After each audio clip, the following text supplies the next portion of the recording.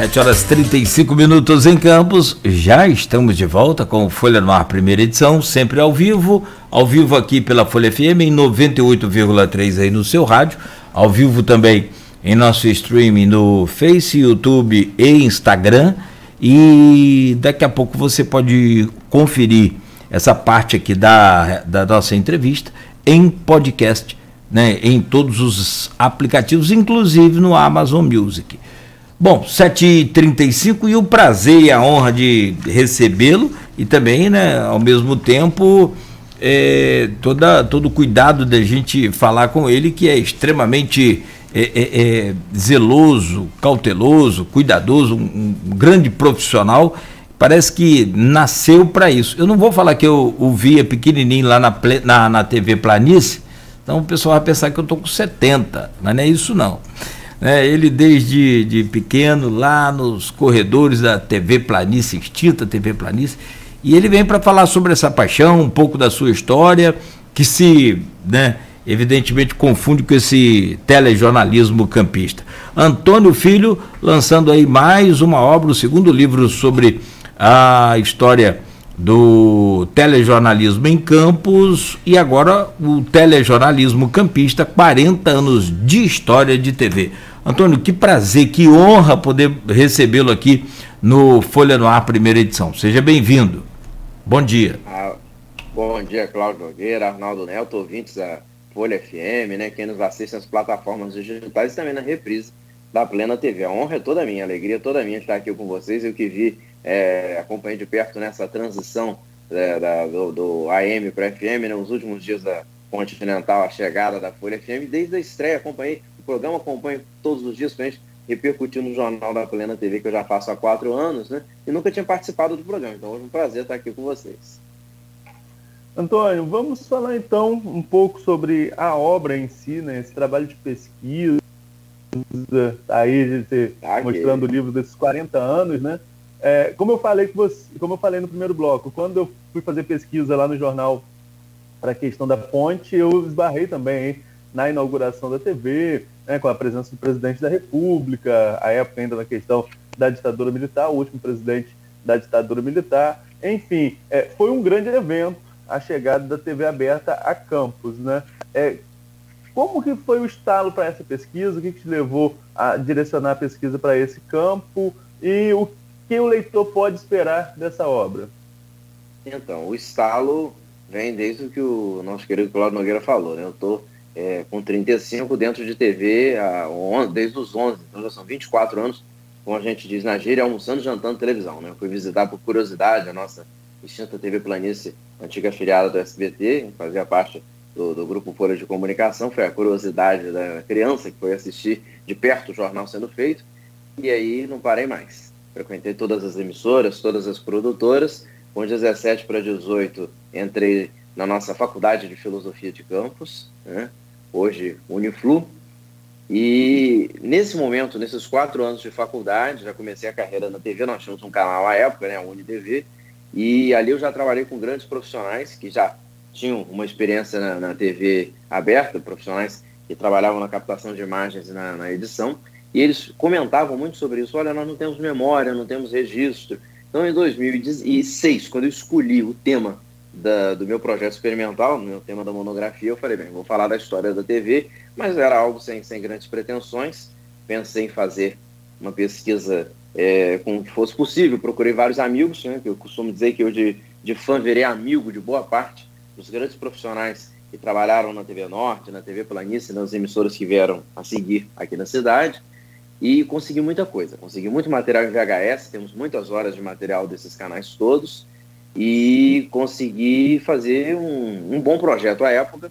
Os membros da banca, 3 professores doutores, na minha defesa em 2007, disseram que o produto era interessante, que merecia virar livro, mas a gente sabe que é muito difícil lançar um livro na realidade do Brasil, na realidade aqui da cidade.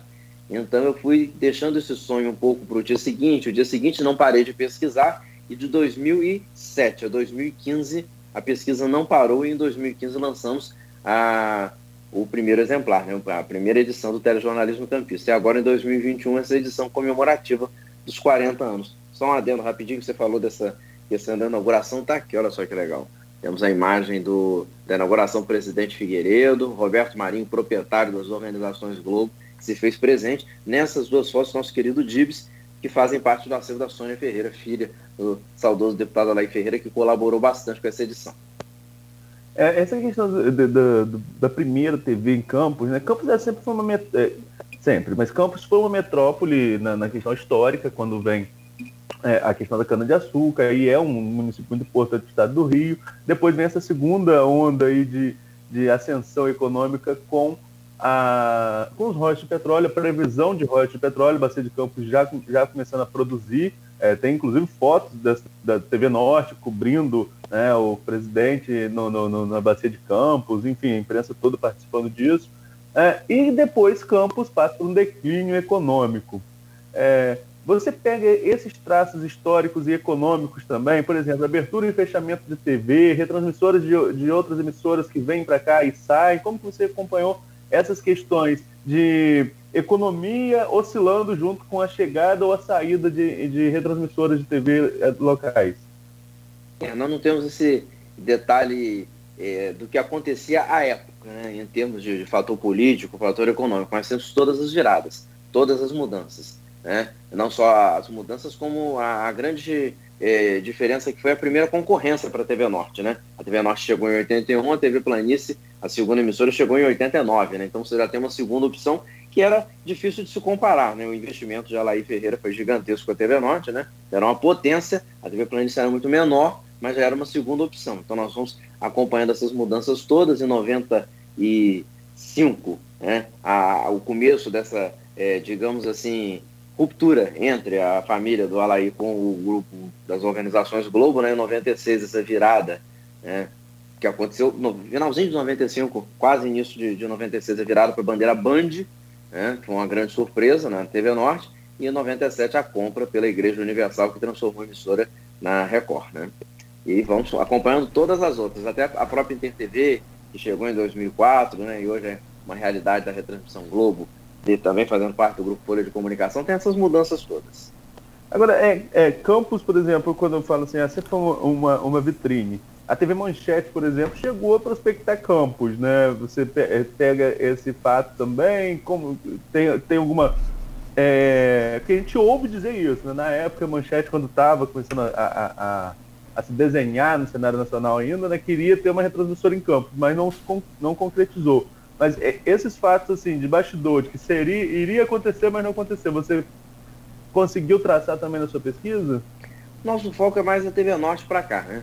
Essa coisa de você ter o profissional de comunicação com essa possibilidade do emprego numa emissora 100% da cidade, essa coisa de você trazer os fatos do município e depois da região, quando foi possível expandir, né, para outras cidades, o que acontece na região. Nosso foco é de lá para cá, mas eu, como telespectador, me lembro vagamente um pouco dessa transmissão distante que chegava da Manchete para cá, né? Na verdade, a própria Globo começou chegando aqui pela TV Gazeta, né, do Espírito Santo, né? E depois a efetivação da TV Norte ajudou. Então a gente vem mais da TV Norte para cá. Todas essas mudanças tecnológicas, a dificuldade que se tinha, né? Todos os profissionais se lembram, quem trabalhou nessa época, né? Eram 5 pessoas na equipe. Hoje temos o vídeo repórter, né, que é o futuro, né? É o profissional que com o celular já faz sua entrada ao vivo. Então, quer dizer, as coisas estão evoluindo. O próprio sinal digital, que a TV digital chegou ao Brasil em 2007 e a TV digital chegou a Campos em 2011, através da Inter TV Planície. Então isso tudo está documentado em detalhes, tem as datas. Agora tem uma mudança que também é muito clara, quando você mesmo citou aí a questão dos profissionais. Quando você pega o histórico da TV Norte, né, são profissionais de Campos, né, a grande maioria, e profissionais da imprensa que estão aí, muitos deles até hoje militando na imprensa campista, então às vezes não mais na TV, mas estão em rádio, estão em jornais, em sites. São pessoas que a comunidade conhece. Hoje a realidade das retransmissoras é outra. É quase que você desloca a pessoa de uma localidade para outra, quase faz uma troca, né? O pessoal de Minas e do Espírito Santo vem para cá, o pessoal daqui vai para Minas, vai para o Espírito Santo. E como que você viu essa mudança desse perfil, de tirar essa identidade local para trazer pessoas de fora? O quanto que isso mudou e como que isso foi mudando no decorrer da história da TV local? Nós temos companheiros maravilhosos, né, que se fazer essa divisão, né? A ideia do deputado Alain Ferreira não conheci pessoalmente, eu sou de 86, ele morreu em 87, mas enfim, analisando e conversando com quem trabalhou no complexo dele, a ideia dele era fazer uma televisão campista, bairrista, né? E a própria TV Planície também o foi por muito tempo. As pessoas até faziam esse revezamento, ou começavam na TV Planície e iam para a TV Norte, vice-versa, e as outras tantas que vieram, né? Esse bairrismo faz falta, né? É uma coisa que eu defendo, que eu tento fazer lá no Jornal da Plena. Temos muitos colegas que estão aqui documentados que vieram de fora e se tornaram campistas, né? Gente que constituiu família aqui, ou então que fez um elo tão grande com a cidade que você não diz que a pessoa não é daqui. Mas essa coisa comercial, esse mercado de negócios que as emissoras grandes foram se transformando é um negócio complicado, né? Tem gente que vem aqui, fica pouco tempo, né? Ocupa espaço, ganha popularidade, mas na verdade não conhece o município de fato, nem tem interesse, né? E é uma história, uma cidade com muitas tradições. Vocês mesmos no começo desse negócio da ruptura que houve em setores da Igreja Católica, depois da conciliação que há hoje entre a Diocese e a Administração Apostólica São João Maria Vianney. Então são fatos que quem é da cidade tem noção, né? Vai acompanhando. Uma coisa é você, qualquer um de nós aqui, né? Nós migrarmos para a capital, por exemplo, nós acompanhamos. É um lugar que tem notícia 24 horas por dia nacionalmente. Você tem editores que vão te pautar, que vão te dar uma noção, você vai conseguir fazer. Agora, você ir para uma cidade interior que tem tantas características como Campos, né? É um choque muito grande. Isso vai colaborando para uma queda, podemos dizer assim, penso eu, né, nesse público qualificado de audiência. Quem gosta daquele estilo mais clássico, migra para os canais fechados, por exemplo, que ainda conservam essa coisa de um staff, né, de uma equipe mais campista. Era justamente isso que eu ia só pontuar, Nogueira, antes de era só isso que eu ia pontuar. Essa análise dessa mudança constante de pessoas de fora é mais no caso da TV aberta, né? Na TV fechada, há uma preservação dos apresentadores locais. Você é um exemplo disso, e nas outras TVs também tem outras pessoas que são daqui e que fazem programas direcionados para a cidade, né? Exatamente, as pessoas esperam muito isso. Elas gostam disso. Não que na aberta você tenha perdido, pelo contrário, a tecnologia facilita muito. Aqui no livro a gente cita a dificuldade de se transmitir alguma coisa ao vivo, né? A própria TV Planície chegou em 89, ela fez uma transmissão pioneira do desfile de 7 de setembro na Avenida Alberto Torres, que era o auge. Para quem está nos assistindo, tem 20 e poucos anos, não pegou essa época, né? Eu cheguei a assistir vários desfiles ali na Alberto Torres. Enfim, a dificuldade que era hoje, com o equipamento de internet 4G, você entra ao vivo de qualquer lugar. Então, quer dizer, é um sonho tecnológico, ninguém está desmerecendo a tecnologia, mas a partir do momento que você tem essa troca muito grande de profissionais que vêm de fora, às vezes o sujeito não tem nem tempo de se adequar, de se adaptar, e ele chega no olho do furacão, né? Uma cidade que tem notícias quentes. Você que acompanha política, que tem comentado política em vários momentos lá na InterTV, você vê isso, né? Às vezes a pessoa te pergunta tudo, né? Quer saber de tudo, que não tem nem noção do que vai dar de informação, né? É bastante complicado. Essa dança das cadeiras é constante e acaba gerando essa instabilidade. O povo gosta dessa coisa bairrista. Eu mesmo, né, na minha infância, tinha essa coisa, né? As pessoas comentavam, eu sempre fui muito fã da TV, olha, esse apresentador é primo meu, esse apresentador morou perto da minha casa. Então, essa história é muito interessante. Nogueira. Bom, sobre essa questão de potencial de campos aqui em região, né? Isso aqui é uma fonte inesgotável, diferentemente do petróleo, de talento. Olha aí, ó, se você for ver a política, quantos governadores, presidente da República, também da área esportiva, quantos grandes atletas de ponta nós tivemos e temos aí no esporte. Na música, nossa mãe, a música então, meu pai, é um celeiro, né? É fantástico. No próprio teatro, enfim. Antônio, vamos para as historinhas lá. Eu tive aqui um grande companheiro, que é um dos que eu mais sinto falta também, já, né, perdemos aí não pela Covid, mas, né, pela vida.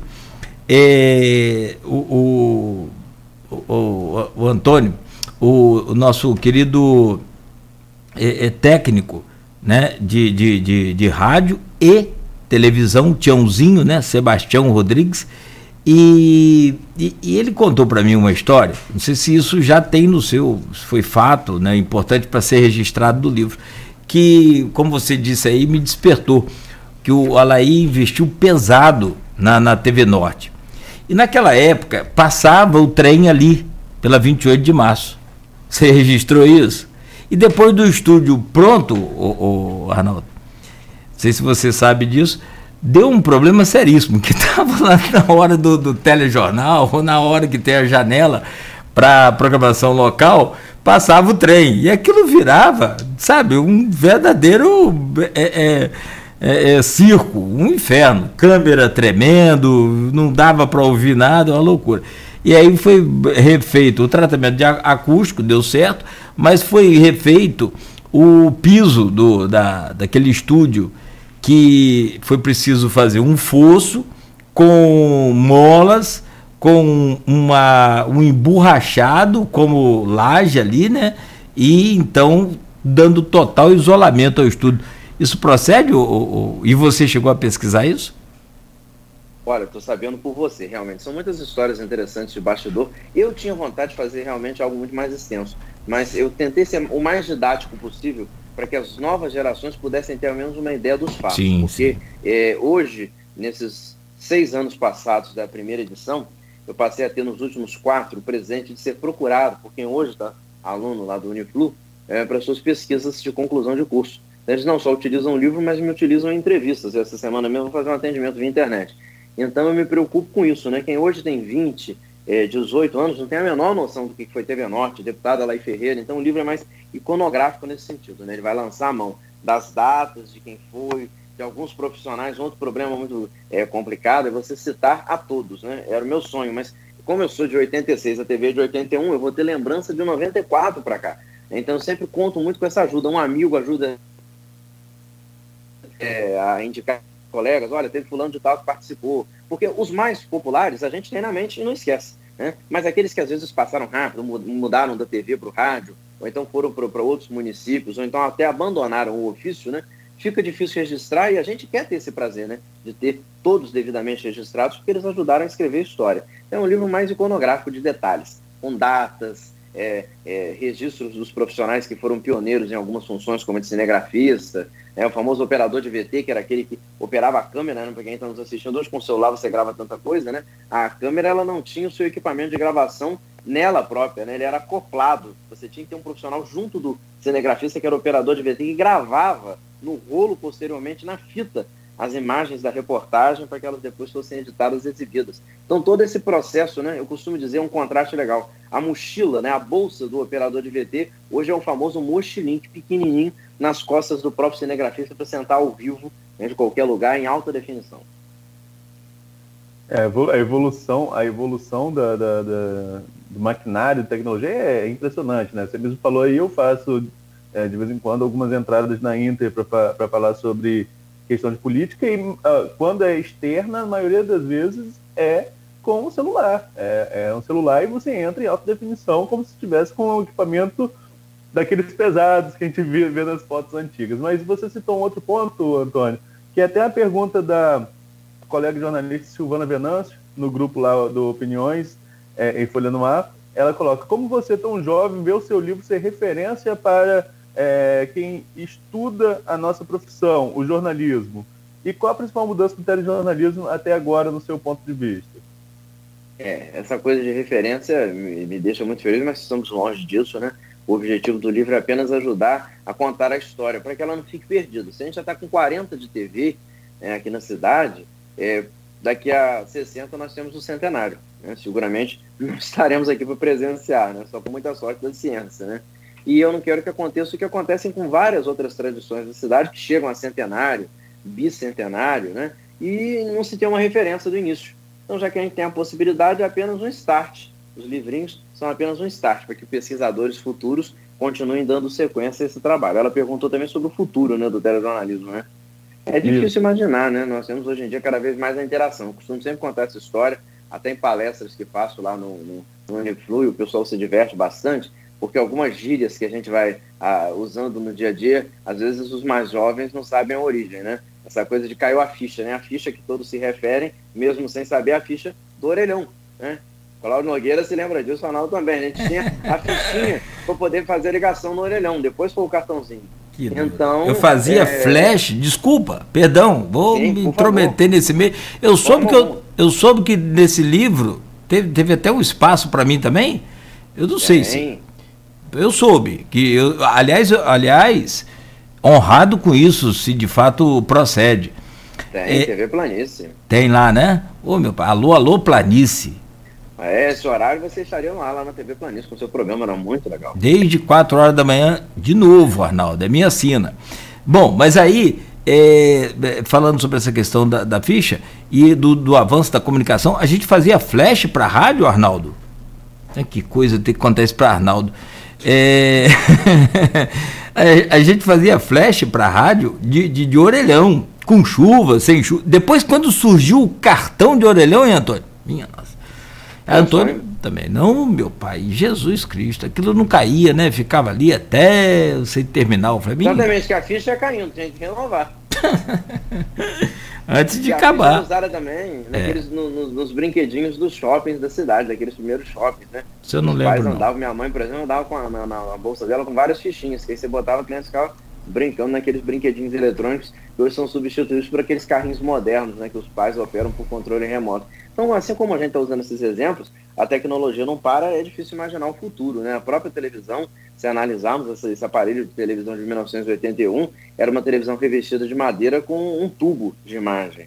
Você tinha que levantar para mudar de canal. Depois veio o controle remoto, depois veio a televisão de plasma, de LCD, de LED, né? Hoje você tem a Smart TV, que é o sonho, todo mundo praticamente tem, né? Hoje em dia, daqui a pouco vai ser irreversível, todas serão, acho que hoje em dia podemos dizer que praticamente todas, né?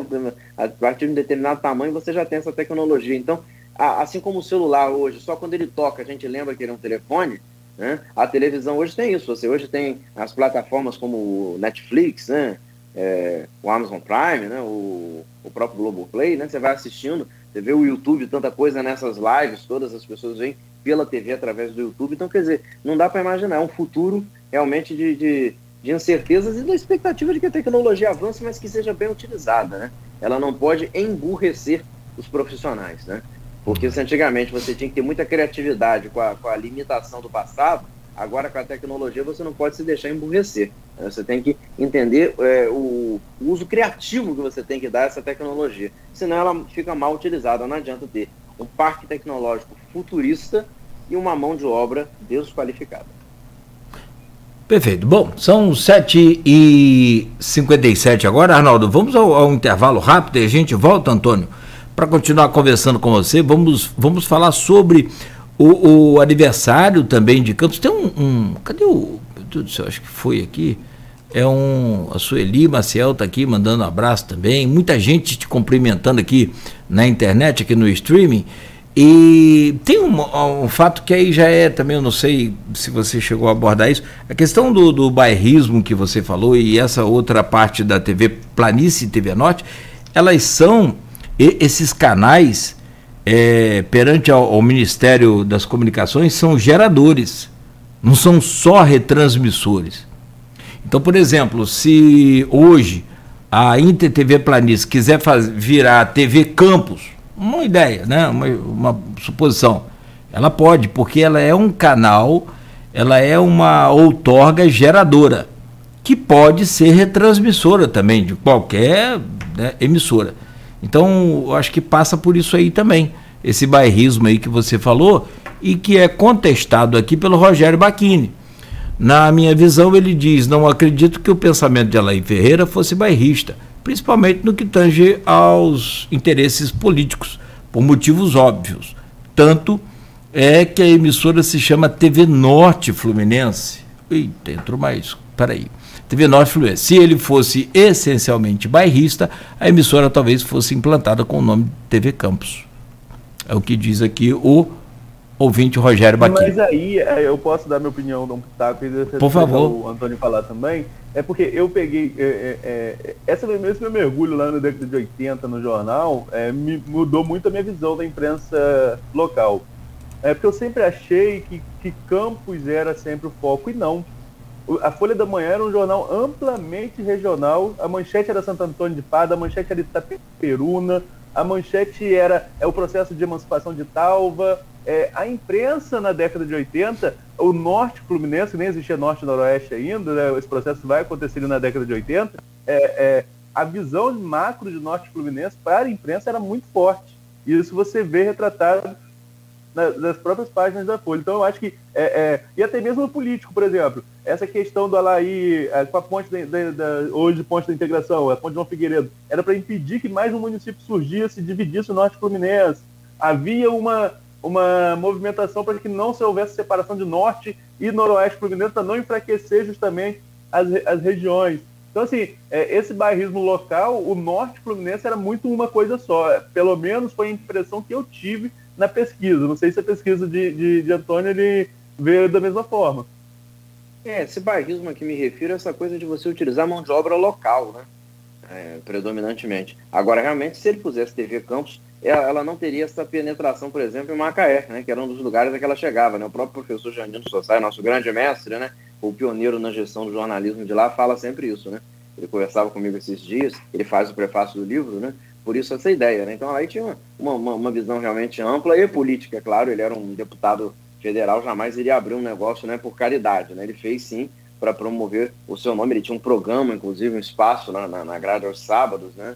Quando ainda estava aqui entre nós e quando existia ainda essa permissão, né? A Globo na época tinha uma grade de programação que permitia, né? Essa quantidade de inserções locais que não fossem só do jornalismo. Então é claro que é um projeto político regional, mas esse bairrismo a que eu me referi é essa coisa de você ter uma mão de obra quase que 100% local e nova, né? Essa mão de obra precisa ser qualificada, se adequar, né, a esse novo veículo que era a TV.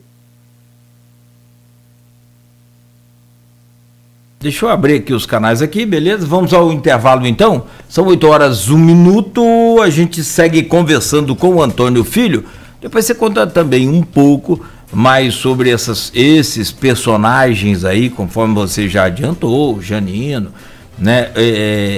Tantos outros que você conseguiu pesquisar aí agora, um pouco da sua história, e tem também uma importante pauta aí, Arnaldo, que são os 23 anos do Teatro Trianon, e o Antônio vem trazendo aí a novidade sobre o nome lá da plateia, que vai ter uma belíssima e extraordinária homenagem, que eu acho toda ela muito importante.